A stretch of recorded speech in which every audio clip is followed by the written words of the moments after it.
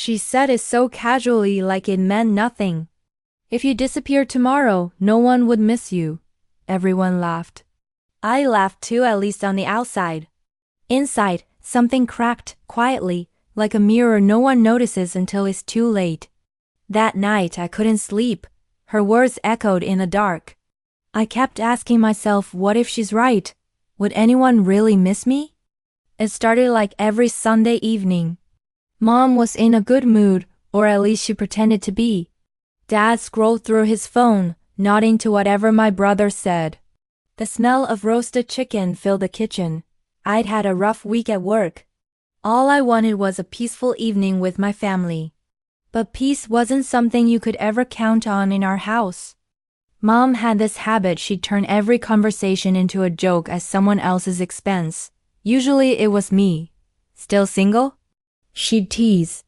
You know, if you keep waiting for Mr. Perfect, you'll grow old alone. I'd force a smile, pretend it was funny, because if I didn't laugh, she'd say I had no sense of humor. That night it went too far. She looked straight at me, grinning, and said, "Honestly, you're so quiet these days. If you disappeared tomorrow, no one would miss you." Everyone laughed. Dad, my brother, even the dog barked. I felt the heat rush to my eyes, but I kept smiling. Inside, something shifted. Not anger, something colder. I whispered to myself, "We'll see." That night, I lay awake staring at the ceiling. The house was quiet except for the tick of the wall clock. Every tick was another reminder of how small I felt, how invisible. I opened my laptop, typed her words in a note. "If you disappeared tomorrow, no one would miss you." And under it, I wrote, "Let's find out." I didn't know then that this little note would start a chain of events that would change everything. The next morning, the sun shone bright, too bright for the storm inside me. Mom was already in the kitchen, humming like nothing had happened. I looked at her and thought, she has no idea. I packed a small bag, just enough to disappear without anyone suspecting a thing. But before I left, I did something she'd never forget. And that's where it all began. The morning light fell on my face like nothing had changed. But everything had. Mom was humming while making breakfast. She didn't even look at me. I waited. Maybe she'd notice my red eyes. Maybe she'd ask, "Hey, are you okay?" But no, silence, the kind that screams louder than words. I picked up my coffee mug and whispered, "You're right, Mom. If I disappeared tomorrow, no one would miss me." Of course, she didn't hear me. Or maybe she chose not to. Around noon, I sat at my desk staring at an open browser. How to disappear without being found. The words stared back at me like a dare. I laughed. What am I doing? But deep down I knew. I wasn't running away. I was teaching a lesson.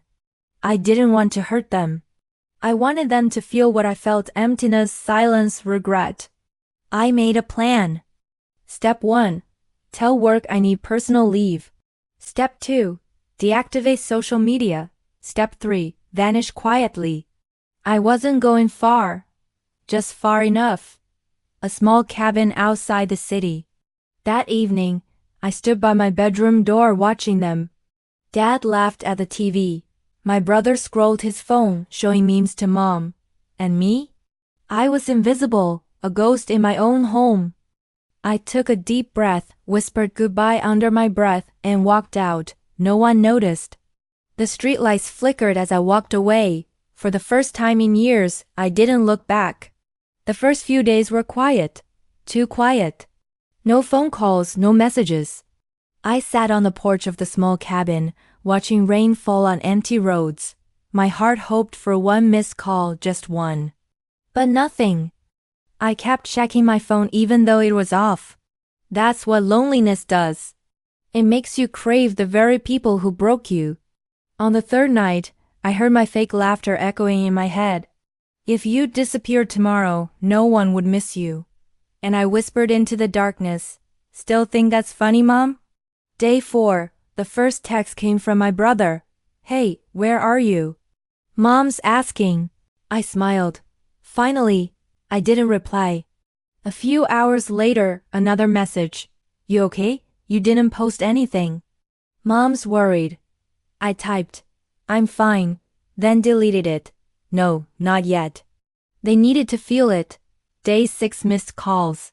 Day 7 voicemail from Dad. "If you hear this, please call your mother. She's losing sleep." For a moment, guilt stabbed me. But then I remembered her voice. "If you disappear tomorrow, now you know what it feels like." As I sat by the fire that night, a memory came back. I was 16 when Mom told me my dreams were a waste of time. "You'll never make it as an artist," she said. I stopped drawing that day. I didn't realize back then that was the first time I disappeared. She'd made me invisible long before this week. That's when I understood. This wasn't just revenge, it was justice. They broke my voice years ago.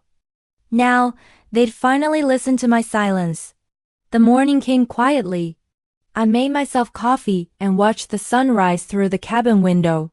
For the first time in years, I wasn't being interrupted or laughed at.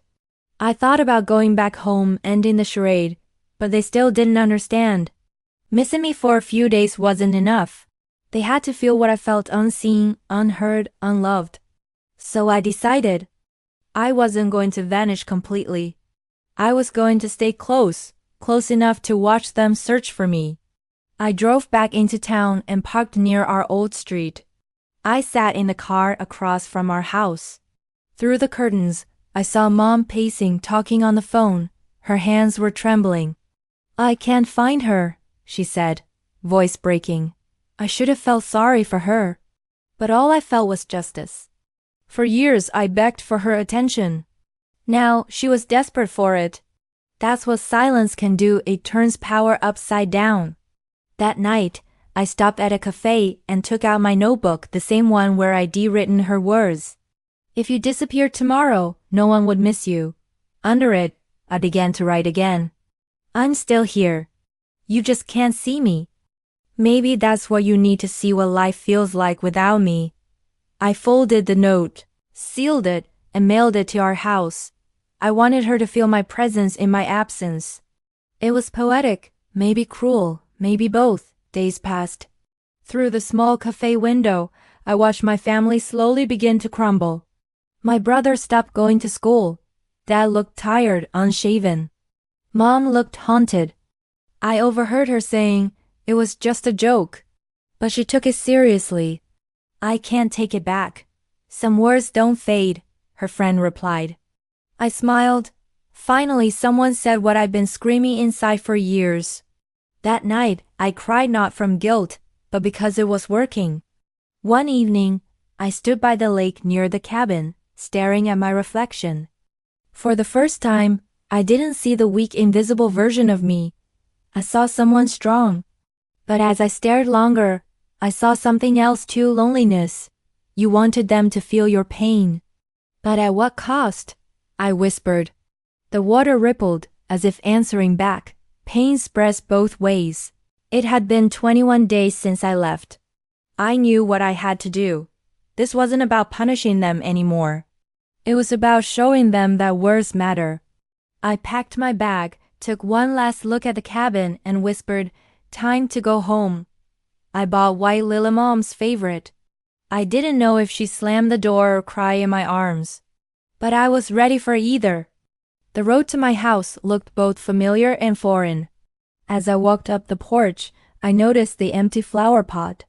Mom hadn't touched it since I disappeared. My hand trembled as I reached for the bell. Before I could press it, the door opened. Mom stood there, hair messy, eyes swollen. She looked like she'd seen a ghost.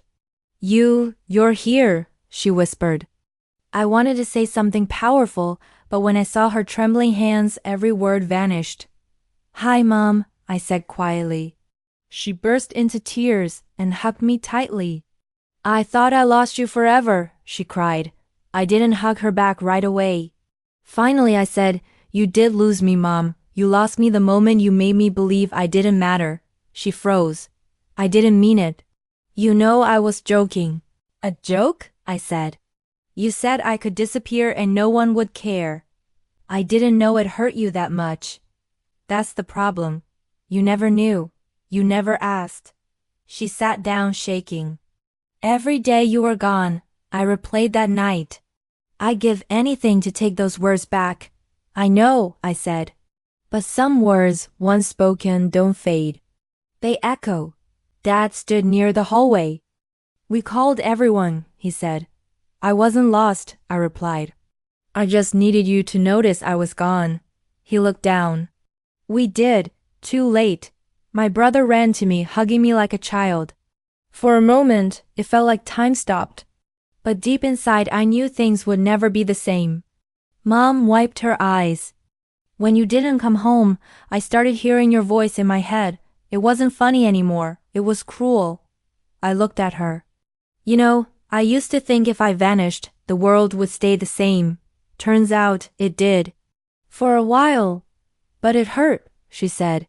It destroyed us. That's what words do, Mom. They destroy quietly. She sobbed. I placed my hand on hers. I forgive you. But I won't forget. Forgive me? Yes, I said. Because forgiveness isn't for you, it's for me. The air in the room shifted. My family sat together, broken but breathing. For the first time they listened. I didn't disappear to punish you, I said softly. I disappeared so you'd realize that I was already gone long before that night. But I'm back now, I continued. If we ever want to heal, we start by talking, not pretending. Mom nodded. Dad reached for her hand. For the first time in years, the silence felt peaceful.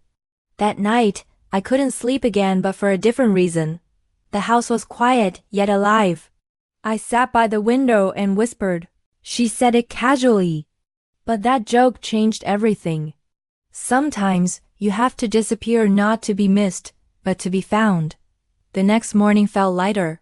Mom poured me coffee. No jokes, no sarcasm, just care. You didn't sleep? I asked. No, she said. Well, I kept thinking about how I made you feel small. Would you have listened back then? Probably not. Then it's okay, I said. Because you're listening now. Later, Dad gave me my old sketchbooks. Inside was a drawing of our family smiling. You should start again, he said. Maybe I will, I thought. Healing didn't feel like revenge anymore. It felt like peace. That evening, Mom called everyone for dinner. The same table, but a new energy. My brother said grace. Mom held my hand and whispered, "Thank you for coming back." "Thank you for realizing what really matters," I said. Dad raised his glass. "To family." That night, I wrote in my old notebook again. Below Mom's words, "If you disappear tomorrow, no one would miss you," I wrote. I disappeared. And they did.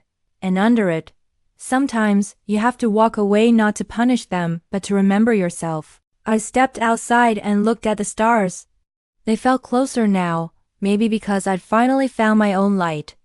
"We hurt each other without meaning to," I whispered, "but love means learning to stay, even when it's hard." Mom came beside me. "Can we start over?" I smiled. "We already have." People don't realize how heavy words can be. They joke, they mock, never thinking their laughter might become someone else's silence. I used to believe revenge meant making others feel what I felt. But real revenge is peace. To rise, to heal, to live better, that's how you win.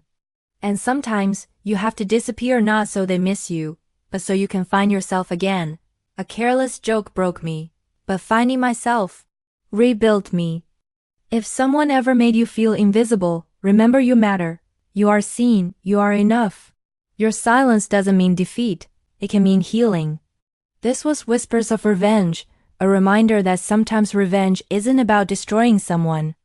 It's about rediscovering yourself.